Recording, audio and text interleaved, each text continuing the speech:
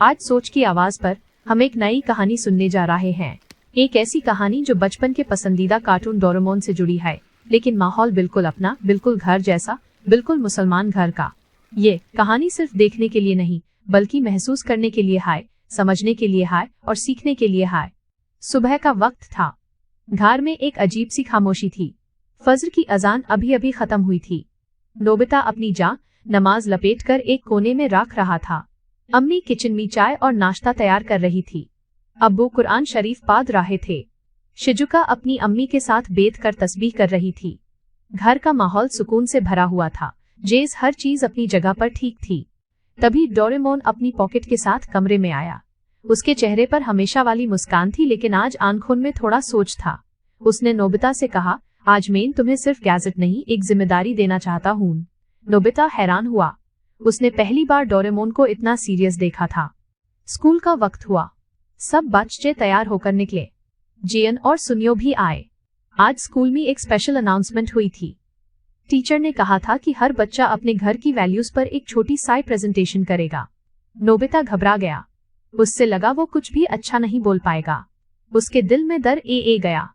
घर आकर नोबिता सीधा डोरेमोन के पास गया। बोला, मुझसे नहीं होगा, मैं हमेशा फेल होता हूँ। डोरेमोन ने पॉकेट से एक गैजेट निकला।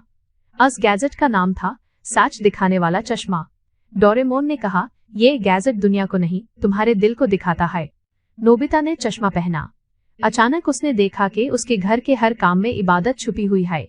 अम्मी का खाना बनाना भी इबादत है, अब्बू का सच बोलना भी इबादत है, शिजुका का मदद करना भी इबादत है। नोबिता की आंखों में आंसू आ गए। उसने पहली बार समझा कि इस्लाम सिर्फ नमाज का नाम नहीं, बल्कि पूरी जिंदगी का तरीका है। शाम को घर में मेहमान आए। डोरेमोन ने एक और गैजेट निकला, वक्त संभालने वाली घड़ी। इस गैजेट से वक्त रुकता नहीं था, बल्कि वक्त की अहमियत समझ आती थी। जब मेहमान आए, सबने मिलकर सलाम किया, अदब से बात की और खाना शेयर किया। नोबिता ने देखा कि इस्लाम में मेहमान को कैसे इज्जत दी जाती है। रात को जियन और सुनियो नोबिता के घर आए। उन्होंने पूछा, तुम्हारा घर इतना शांत कैसे रहता है? नोबिता ने मुस्कुराते हुए कहा, क्योंकि यहाँ हर काम अल्लाह को याद करके होता है। डोरेमोन चुपचाप सुन रहा था। उसके चेहरे पर सुकून था। अगले दिन स्कूल में प्रेजेंटेशन का दिन था। नोबिता स्टेज पर गया। उसके हाथ कांप रहे थे, लेकिन दिल मजबूत था। उसने कहा, मेरा घर मुझे ये सिखाता है कि सच बोलना, मदद करना और सब्र रखना ही सबसे बड़ा गैजेट है।